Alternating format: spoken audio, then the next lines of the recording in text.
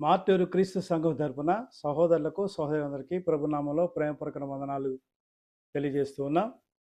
గల్తీ పత్రిక 5వ అధ్యాయము 19వ వచనం. శరీర కార్యములు స్పష్టమైనవి, అవేవనగా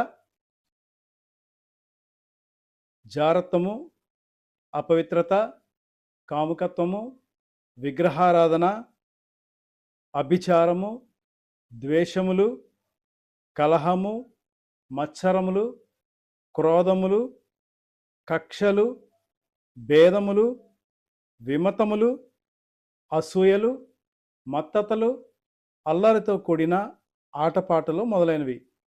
వీటిని గూర్చి నేను మునుపు చెప్పిన ప్రకారము ఇట్టి వాటిని చేయువారు దేవుని రాజ్యమును స్వతంత్రించుకుంటారని మీతో నిశ్చయముగా చెప్పుచున్నాను. కనుక దేవుని రాజ్య సంబంధులుగా ఈ భూమి మీద జీవితాన్ని కొనసాగించాలనుకునేవారు దేవుని రాజ్య పౌరసత్వాన్ని కొనసాగించాలని ఉద్దేశించిన వారు వీటన్నిటినీ విడిచిపెట్టాలని, ఇవి శరీర కార్యములని స్పృహ కలిగి జీవితాన్ని కొనసాగించాలని పరిశుద్ధ గ్రంథం మనకు తెలియజేస్తున్నది. అందరికీ ప్రభునామములో వందనాలు తెలియజేస్తున్నా.